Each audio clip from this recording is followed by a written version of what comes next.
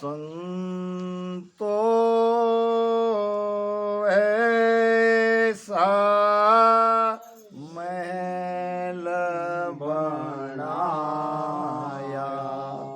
संतो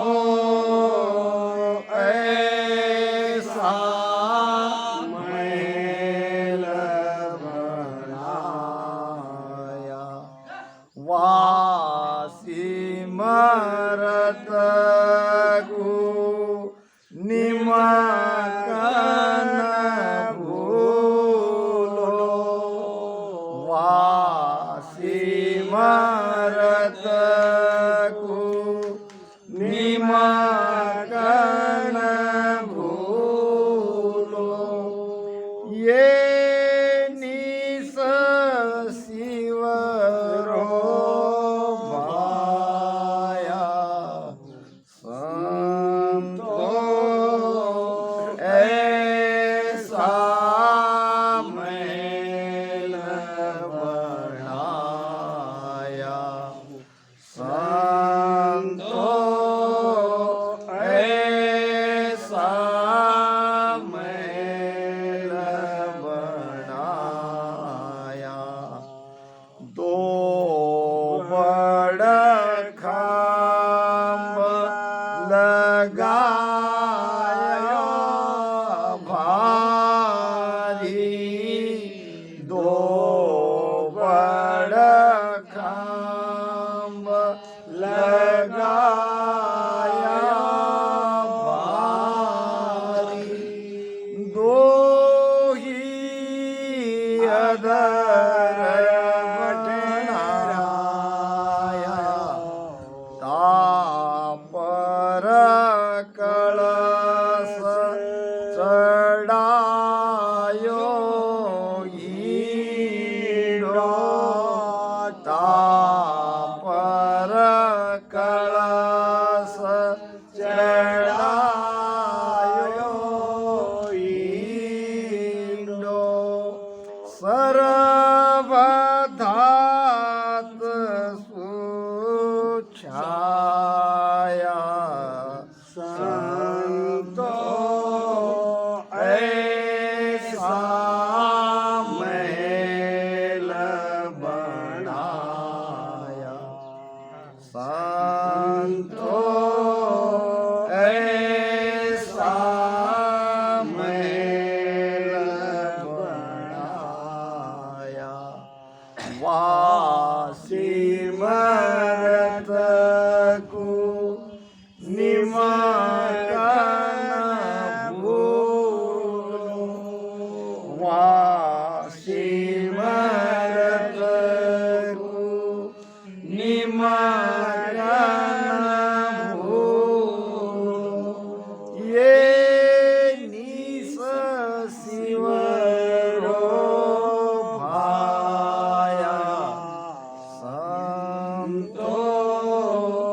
ऐसा महल बनाया, संतो ऐसा महल बनाया, राख्या ताक सपत इंडे पे, राख्या ताक सपत इंडे पे, दोया महल पे बारी, बारे गोख बोहोतर कुटिया, बारे गोख बोहोतर कुटिया, जोर बाणे से नारी, संतो ऐसा महल बनाया,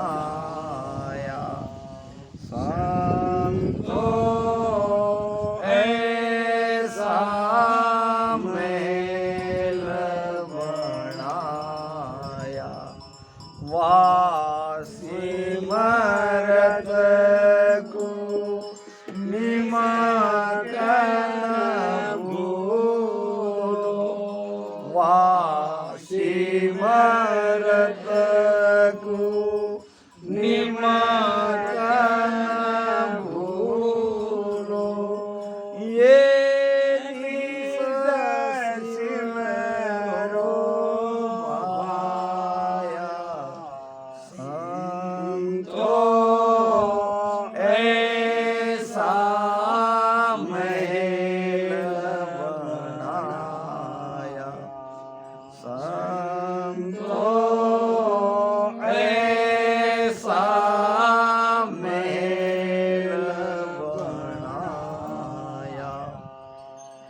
ऐसा महल रहण को दिया ऐसा महल रहण को दिया फिर रिज़्क़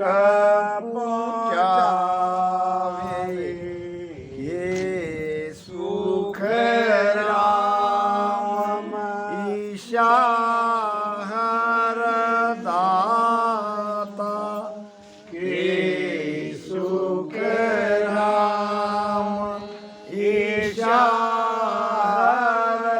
दाता ताको क्यों नहीं गावे संतो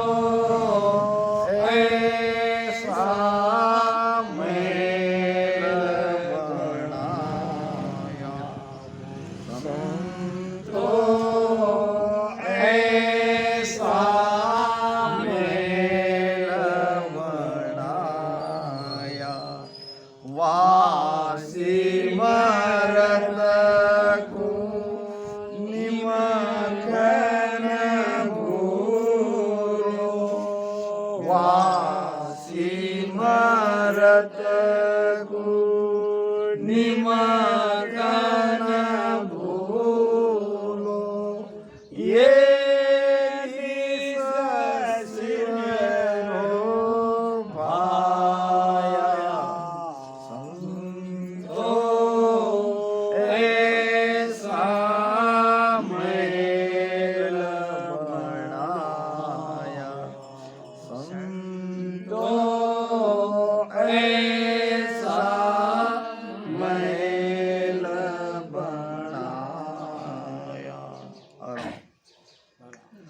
संतो ऐसा महल बनाया। महल महल यानी मकान घर। ये हम महल बनाते हैं तो हमारे लिए बनाते हैं और उसमें हम ही रहते हैं। जैसे हम ईंट सीमेंट का बाहर महल बनाते हैं वैसे ही परमात्मा ने अपने लिए ये मनुष्य शरीर रूपी महल बनाया है। जैसे हम अपने मकान में रहते हैं वैसे ही इस शरीर रूपी महल में आत्मा रूपी परमात्मा का वास है। जब परमात्मा भीतर है और जितना सुंदर शरीर हमें मिला है, इतना महल सुंदर बनाया है, तो उसको याद करना चाहिए। हम उसको भूल गए। भजन को कहते हैं सुमिरन। सुमिरन का अर्थ होता है याद। सुमिरन यानी क्या? याद। ये जो राम राम हम कर रहे हैं, परमात्मा को याद कर रहे हैं। मनुष्य लगभग परमात्मा को भूल चुका है, उसे याद ही नहीं है, विस्मरण हो गया है। कुछ गिने चुने ही परमात्मा को याद कर रहे हैं। अब परमात्मा है सिमरत। सिमरत कहते हैं सामर्थ्यवान। परमात्मा कितने सामर्थ्यवान है ये देख लो। भीतर इस शरीर रूपी महल में उन्होंने क्या क्या बनाया है, कब बनाया होगा, कौन सा मिस्त्री लाया होगा, काहे की ईट हरी काहे का गारा, कहाँ की ईट लाई कहाँ का गारा लाया, और कहाँ से उसने ये सब बनाने वाला लाया। तो कहते हैं कि हम जब बनाते हैं तो बाहर से बनाते हैं। राम राम से राम हम कोई भी मकान अगर बनाते हैं तो बाहर बाहर बनाते हैं, और परमात्मा बनाता है भीतर से। वो पहले भीतर जाते हैं और भीतर में वहाँ से उनकी कारीगिरी शुरू होती है। कैसे बनाते देख लो। 5 दिन तक हम माता के गर्भ में पानी के बुदबुदे जैसे थे, और वहाँ आके परमात्मा ने प्रवेश किया। पानी के उस बूंद से धीरे धीरे धीरे धीरे हम आकार में आते गए। एक एक अंग बना, एक एक इंद्रिया बनी। 7 महीने में पूरी तरह से हम बनकर तैयार हो गए। अंदर में हिलने फिरने भी लगे। ये तो 6वें महीने में माता को पता चल जाता है अंदर क्या क्या हम कला करते हैं। हमारी माता सब जानती है। कितना अद्भुत ये खेल है। पानी के बूंद से इतना सुंदर मनुष्य शरीर परमात्मा ने भीतर से बनाया। 2 बड़ खंभ लगाया भारी। इस शरीर रूपी महल का 2 बड़े खंबे हैं। कौन से खंबे? 2 पैर। ये जो 2 पैर है, ये 2 पैर, ये 2 खंबे पे ये शरीर रूपी महल खड़ा है। 2 बड़ खंभ लगाया भारी। बहुत जबरदस्त है। इससे कितने भी दूर आप चल सकते हो। फिर भी पैर का काम ही है चलना। और 2 ही अधर बनाया। अधर नाम आधार। ये 2 हाथ है आधार। बहुत बड़े आधार है। इसी से हम सारे काम करते हैं। 2 पैर और 2 हाथ। नीचे के 2 पैर ये महल का आधार है, नींव है। तो ये 2 हाथ है आधार। तापर कलश चढ़ायो इंडो। अब जैसे हम कोई महल बनाते हैं तो महल का ऊपर का भाग बनाते हैं, कलश बनाते हैं। अब यहाँ कलश है मस्तक। ये मस्तक है इस शरीर रूपी महल का कलश। मस्तक है शोभा। देखो, एक एक इंद्रिया अपनी जगह सब सही है। कान की जगह कान, आँख की जगह आँख, नाक की जगह नाक, मुख की जगह मुख। कहीं भी कोई चीज़ इधर उधर नहीं है। अगर मान लो इधर उधर हो जाती तो इतने सुंदर हम नहीं दिखते। सब कुछ बहुत बढ़िया बनाया है। तापर कलश चढ़ायो इंडो सर्व धातु छाया। 7 धातु का ये पुतला है। 7 धातु का पुतला। वैसे तो शरीर बना है 5 तत्व से। आकाश, वायु, अग्नि, जल और पृथ्वी। ये 5 तत्व है। ये 5 तत्व ये शरीर में है, मगर फिर भी इसे 7 धातु का पुतला कहा है। वो इसलिए कहा है, इसमें मूल रूप से 2 तत्व की 7 प्रकृतियां हैं। वो 2 तत्व कौन से? पहला है पृथ्वी तत्व। पृथ्वी तत्व की 5 प्रकृतियां हमारे अंदर है। पृथ्वी तत्व की 5 प्रकृतियां कौन सी? देख लो आप। ये रोम यानी बाल, अस्थि, हड्डियाँ और चर्म, रोम, अस्थि, चर्म और मांस, अंदर मांस है। संतों ने कहा है शरीर के बारे में, हाड़ मांस रो बण्यो रे पिंजरो, हाड़ मांस रो बण्यो रे पिंजरो, ऊपर लटकाए दियो चाम जी, बोलो राम जी वो राम जी वो राम जी, ऊपर लटकाए दियो चाम जी, बोलो राम जी वो राम जी वो राम जी, सब संता को हमारा प्रणाम जी, बोलो राम जी ओ राम जी ओ राम जी। हाड़ मांस का ये पिंजरा है और ऊपर में चाम यानी चर्म, चमड़ी चमड़ी लगाई गई। और इसका हम कितना अहंकार करते हैं। ये तो हाड़ मांस का शरीर है, मिट्टी में मिलने वाला है। पशु के चाम का भी महत्व है, मगर मनुष्य शरीर का महत्व नहीं है। इसको या तो जलाते हैं या गाड़ते। पशु का होत पनैया नर का कछु न होत। एक बात है, करनी करे नर तो नर का नारायण हो। अगर भजन करेगा तो ये मनुष्य परमात्मा बनेगा, परमात्मा को पालेगा, परमात्मा का आनंद लेगा। वैसे तो ये शरीर सा कुछ नहीं बनने वाला है। आपको पता नहीं है, सबसे ज्यादा गंदगी मरने के बाद मनुष्य शरीर की आती है।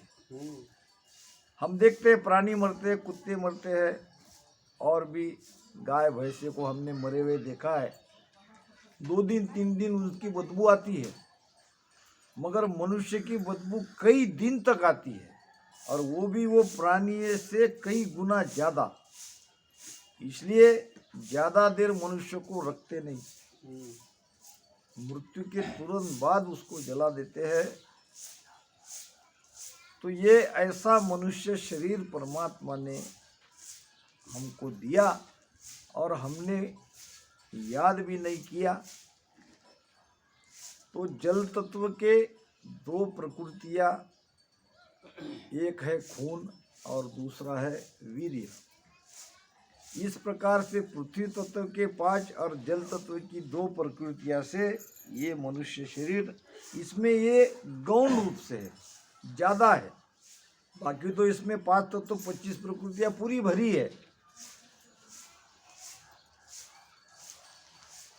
राख्या ताक सपत इंडे पे। ताक यानी आप घर में रखते हैं हम झरोका, झरोका समझते हैं, ये वेंटिलेटर, ये झरोका ही है। हम ऐसे झरोके रखते हैं हवा आने के लिए। छोटी खिड़की। परमात्मा ने इस मनुष्य रूपी शरीर में 7 झरोके रखे। ये झरोके हैं, ये छोटे छोटे द्वार है। आँख देख रही है, कान सुन रहे हैं, नाक सूंघ रही है। ऐसे 7 छेद इस मस्तक रूपी कलश पे बनाया है। राख्या ताक सपत इंडे पे 2 महल पे बारी। 2 महल पे परमात्मा की बारी है, 10वें द्वार की बारी है। अब वो 2 महल कौन से? एक है खंड, एक है ब्रह्मांड। खंड को पार करना पड़ेगा, ये पहला महल, और ब्रह्मांड को पार करना पड़ेगा, ये दूसरा महल। इसी महल में परमात्मा है, मगर बीच में 2 महल को आपको पार करना पड़ेगा। 2 महल पे बारी, बारी नाम रास्ता। परमात्मा पाने का रास्ता इसी शरीर में 2 महल दूर है, वो है खंड और ब्रह्मांड। खंड नाम त्रिकुटी, ब्रह्मांड नाम 10वें द्वार। पहले आपको त्रिकुटी में जाना पड़ेगा, फिर त्रिकुटी को पार करना पड़ेगा, फिर 10वें द्वार में जाना पड़ेगा, फिर 10वें द्वार को पार करना पड़ेगा, और वहाँ आपको परमात्मा मिलेंगे। वहाँ परमात्मा का दीदार होगा। राख्या ताक सपत इंडे पे, 2 महल पे बारी। ये खंड और ब्रह्मांड पे परमात्मा की बारी है। अब 12 गोक 72 कुटिया। गोक यानी क्या? 12 अंग। शरीर के 12 ही अंग है। देख लो, जोड़, ये जोड़, ये 1, ये 2, 2 2 4, 4 4 8, ये 9। अब यहाँ से देख लो, ये 3 टुकड़े, ये 12 टुकड़े का ये शरीर है। इसको काटा जाए तो बरोबर 12 जगह से ये अलग से टुकड़े हो जाएंगे। 12 गोक 72 कुटिया, 72 जोड़ है। शरीर में 12 टुकड़े हैं और 72 जोड़ है। जोर बणी से नारी,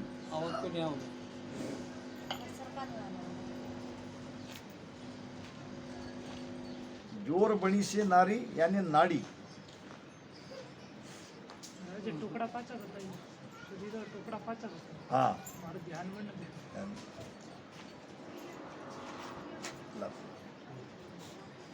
12 गोक 72 कुटिया, जोर बड़ी से नारी। ऐसा महल रहन को दिया। महाराज फरमा रहे हैं, हे मनुष्य, मैंने तुम्हें इतना सुंदर बढ़िया महल रहन को दिया, रहने के लिए दिया। हम इतना सुंदर महल बना नहीं सकते। एक एक पार्ट कितने कीमती है वो देखो। हमारी किडनी कितनी कीमती है। किडनी डोनेट देते हैं तो कितना पैसा लेते हैं। हमारा हृदय कितना कीमती है। शरीर के एक एक पार्ट देखो। अरे हम जो श्वास लेते हैं ये भी कितनी कीमती है। जो हम फ्री में हमको इतनी अच्छी बढ़िया ये प्राणवायु मिल रही है। कोरोना के समय में 2 बार कोरोना आया तो सबसे ज़्यादा लोग इसलिए मरे कि ऑक्सीजन की कमी, ऑक्सीजन नहीं मिला। क्योंकि अंदर जो ऑक्सीजन लेने की मशीन थी उसमें गड़बड़ हो गई। कोरोना श्वासा पे ही इफेक्ट करता है, तो वो मशीन गड़बड़ हो गई, लोग मर गए। एक बूढ़ा व्यक्ति था 80 साल का, और उसको हार्ट अटैक आ गया, गिर गया। अब लोगों ने देखा, भीड़ जमा हो गई, उठाया, एम्बुलेंस मंगाया, डॉक्टर के पास लेके गए। डॉक्टर ने तुरंत जांच किया और उसको आईसीयू में वेंटिलेटर पे भर्ती किया। 7 दिन तक रखा, और वेंटिलेटर पे आप देखते हो ऑक्सीजन लगाया जाता है। अब डॉक्टर ने कहा कि अब इनको छुट्टी दे दो। नर्स आई और कहने लगी, बाबा जी आपकी सेहत आप ठीक है, आप घर जा सकते हो। ये 5 लाख रुपए का बिल है, ये बिल जमा करने लगाओ और चले जाओ। 5 लाख का बिल देख के 80 साल का बुढ़ा रोने लगा। बिल में देखा उसने इंजेक्शन के कितने, सलाइन के कितने, डॉक्टर की फीस की कितनी, नर्सिंग के कितने, और आईसीयू रूम का भाड़ा कितना, ये सब उसने देखा। उसमें ऑक्सीजन के बहुत पैसे लगे थे, और वो 5 लाख का बिल देख के रोने लगा। नर्स घबरा गई, डॉक्टर के पास गई, बूढ़े बाबा रो रहे हैं। डॉक्टर आए भागे भागे, बाबा जी क्यों रो रहे हो? क्या अगर बिल ज्यादा है तो मैं कम कर दूं? और रोने लगे। फिर कहने लगे अगर पैसा नहीं है तो ठीक है, मैं आपको पहचानता हूँ, आप घर जाओ, घर से बाद में दे देना। फिर भी बाबा जी नहीं माने। पूछा फिर रो क्यों रहे हो? उसने कहा डॉक्टर साहब, आपके 5 लाख के बिल के लिए मैं नहीं रो रहा हूँ, आप भला ही 10 लाख निकालो, मेरे पास पैसा है। फिर रो क्यों रहे हो? रो रहा हूं उस मालिक के लिए कि उसने आज तक मुझे फ्री में ये ऑक्सीजन दिया है और आज तक मैंने उसका नाम नहीं लिया, और तुम 7 दिन के ऑक्सीजन के लिए इतने इतने पैसे मुझ पे लगा रहे हो। ठीक है, ऑक्सीजन के पैसे लगाना ही चाहिए, मगर उस मेरे मालिक ने एक पैसा भी चार्ज मुझसे वसूल नहीं किया, और मैंने उसके बदले में उनको कुछ नहीं दिया। अब वो तो कुछ चाहते ही नहीं हमसे, खाली उनका सुमिरन करना है, उनका नाम लेना है, उनको याद करना है, उनका उपकार मानना है कि तुमने हमको कितना बढ़िया मनुष्य शरीर दिया, हम अच्छे से दुनिया देख सकते हैं, अच्छे से सुन सकते हैं। अब बगीचे में गए तो सुंदर सुंदर कितनी बढ़िया खुशबू आती है, और स्वाद के बारे में तो पूछो ही मत, जैसा चाहे वैसा भोजन, मीठा चाहिए तो मीठा, खट्टा चाहिए तो खट्टा, जैसा चाहिए, जैसा हमको स्वाद भाता है वैसा भोजन हम खाते हैं। तो कितनी सुंदर व्यवस्था परमात्मा ने, मालिक ने बनाई है। एक ही मनुष्य शरीर में सारे गुण भर दिए, मगर हम उनको भूले बैठे हैं। अब अंदर में है 72,000 नाड़ियाँ, छोटी बड़ी सूक्ष्म, ये सब एक में एक को मिली हुई है। सब नाड़ियों के द्वारा हमारा पोषण होता है, सब अन्नरस नाड़ियों के द्वारा सारे शरीर के अंग को मिलता है। ऐसा महल रहन को दिया, भाड़ा नहीं लिया, भाड़ा नहीं लिया मगर फ्री में दिया। एक आदमी था, उसने कुछ मकान बनाया था और उसने किराए से देने के लिए कुछ कमरे रखे थे, निकाले थे। लोग आते थे, पूछते थे मकान किराए पे देना है? वो कहता हाँ, देख लो, सब सुविधा है, नल है, लाइट है, और जो देखने आते थे उसको पसंद आती थी, कुछ बैठते थे, फिर कहो किराया।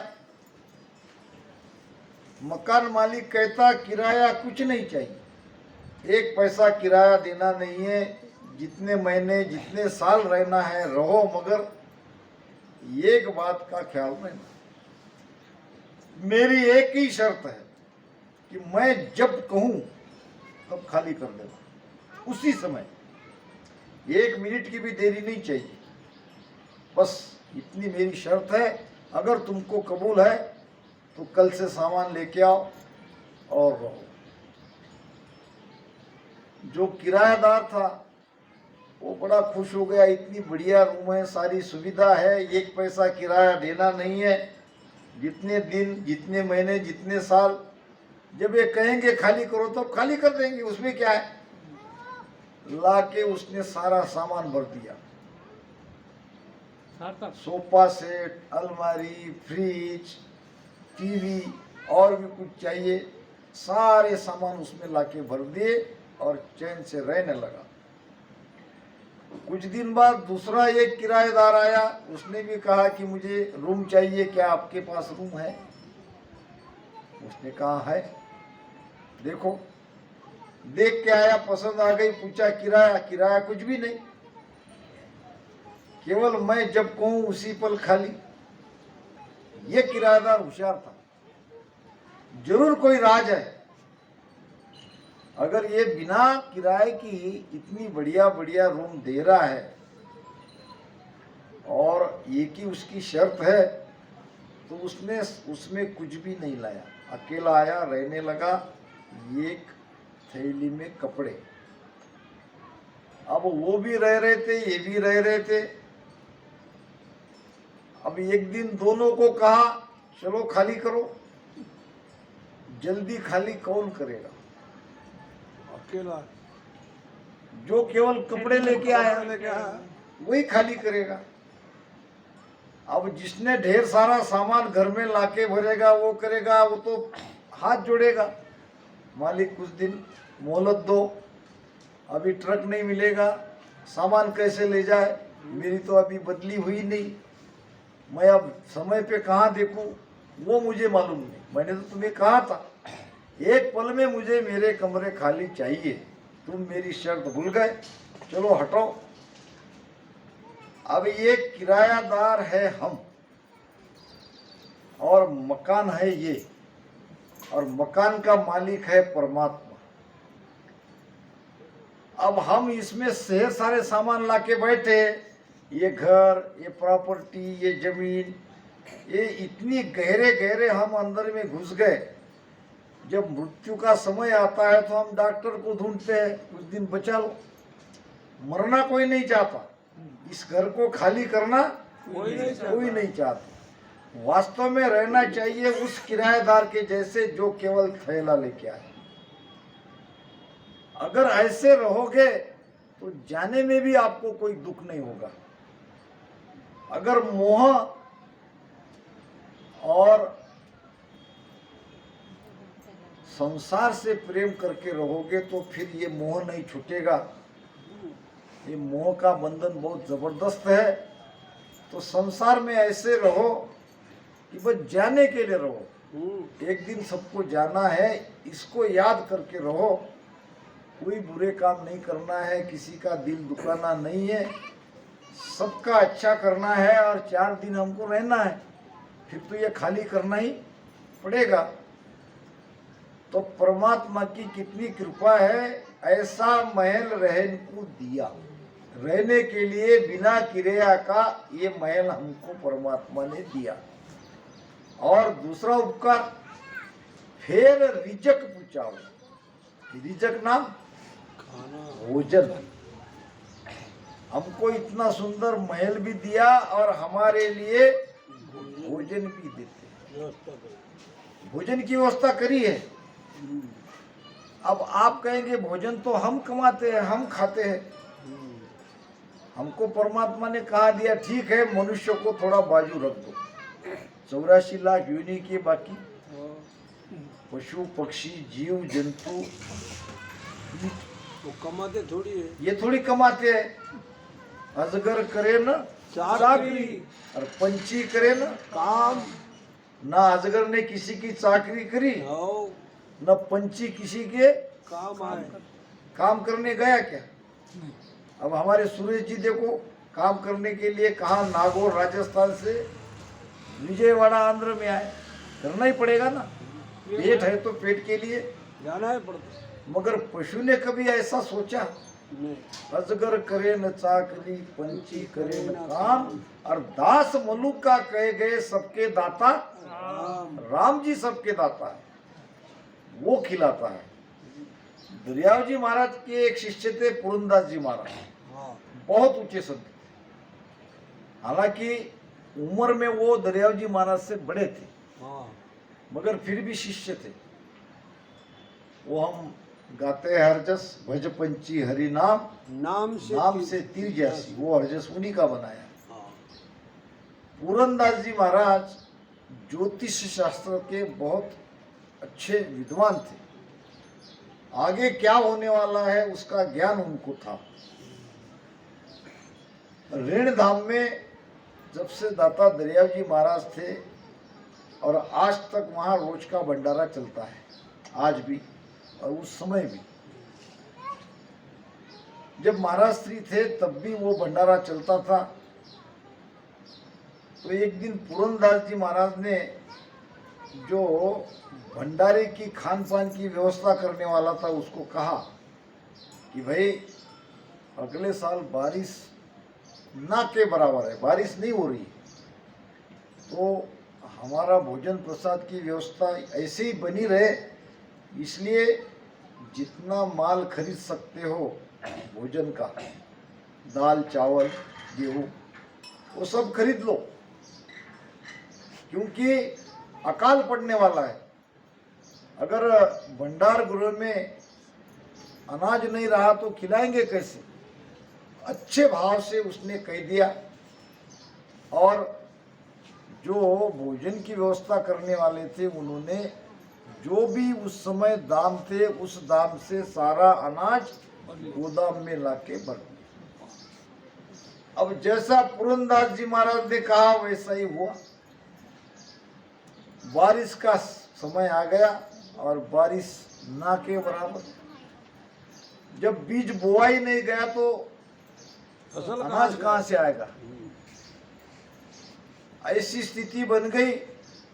सारे जो व्यापारी थे, व्यापार करने वाले, वो कहने लगे अब हम तो लूट गए, हमने तो औने पौने दाम में सारा माल धाम को बेच दिया, अब क्या करें?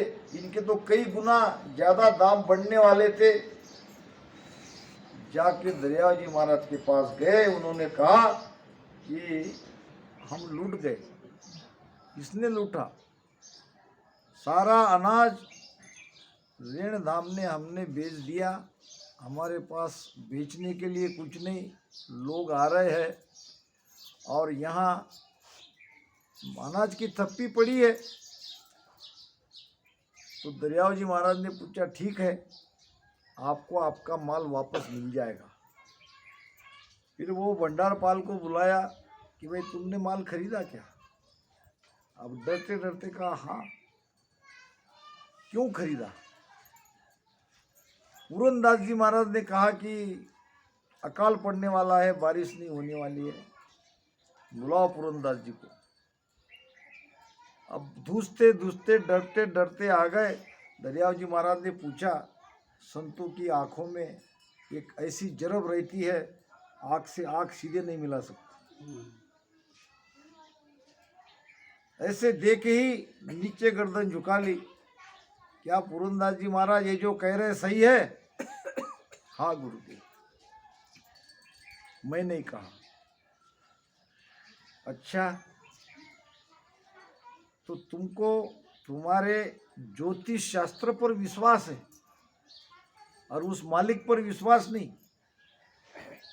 तुमको ऐसा लगा कि बारिश नहीं होगी तो लोगों को हम कैसे खिलाएंगे? अरे खिलाने वाले हम तुम नहीं हैं, खिलाने वाला दाता कोई और है, वो सबको खिलाने वाला है। उस पे भरोसा करना था, न कि तुम्हारे ज्योतिष शास्त्र पे। एक भजन वहां पे हुआ है, राम भरोसो राखियो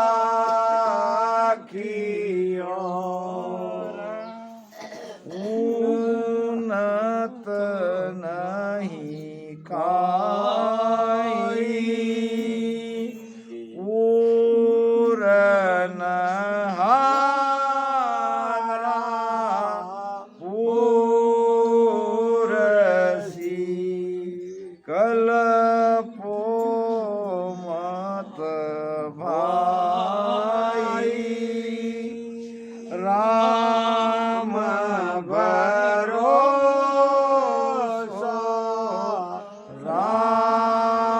राखियो। सबके दाता राम जी है, उस पे भरोसा रखो, वो खिलाने वाला है। हम कहते हैं कि हम कमा के खाते हैं, ये झूठ है। जब वो चाहता है तब खाते हैं। माता लक्ष्मी और भगवान विष्णु को भोजन खिला रही थी, थाली परोसी गई थी। अब भोजन का समय हो गया था। इतने में वैकुंठ छोड़ के भगवान विष्णु चले गए। माता विष्णु ने कहा कहाँ गए थे? अब मेरा काम है सबको भोजन खिलाना, प्रतिपाल करना सबका काम है। तो मैं भोजन खिलाने के लिए गया था, सबको खिलाने के बाद अब मुझे भोजन खाना है। तो माता लक्ष्मी ने कहा ठीक है, आप सबको खिला के आए हो तो आप भोजन कर लीजिए। भोजन कर लिया। दूसरे दिन माता लक्ष्मी ने परीक्षा ली, क्या सचमुच ये सबको खिलाते कि या किसी को छोड़ देते। तो एक चिट्ठी को छोटी सी डिब्बी में डाल दिया और उसको कर दिया बंद, डिब्बी रख दी अपने पास। अब रोज के जैसे भगवान विष्णु गए दुनिया को भोजन खिलाने के लिए, सभी पशु पक्षी जीव जंतु को, और खिला के आ गए, बैठ गए थाली पे। माता लक्ष्मी कहने लगी सबको खिला के आ गए? हाँ आ गए। कोई एक आधा छूट तो नहीं गया। अब इसको तो मालूम था एक डिब्बी में चिट्ठी है, चिट्ठी तो मेरे पास है, अब इसको तो खिलाया नहीं। दोबारा पूछा भगवान कोई छूटा तो नहीं? भगवान विष्णु हंसते हंसते कहने लगे चिंता मत करो, जिसकी तुम चिंता कर रही हो उसको तो मैं सबसे पहले खिला के गया था। आपने कैसे पहचाना? अरे मेरी दृष्टि में सब है, जिसको तुमने डब्बी में बंद करके रखा है उसको पहले ही मैंने भोजन खिलाया। कैसे खिलाया? आप तो यहाँ नहीं थे। जब तुम उसको डिब्बी में बंद कर रही थी, आपके तिलक का चावल का एक दाना उसमें गिर गया था। अब तुम जाके देख लो वो चिट्ठी चावल का दाना खा रही है कि नहीं खा रही है। अब लक्ष्मी ने देखा, डिब्बी खोला, आराम से चिट्ठी वो चावल का दाना खा रही थी। कहने का भाव खिलाने वाला वो है और वही रिज़्क पहुँचाने वाला है। ये महल भी उसने सुंदर हमको रहने के दिया और हमको भोजन भी वो पहुँचा रहे हैं। और के सुख राम ईशाहर दाता, परमात्मा ऐसे दाता है और ताकू क्यों नहीं गावे।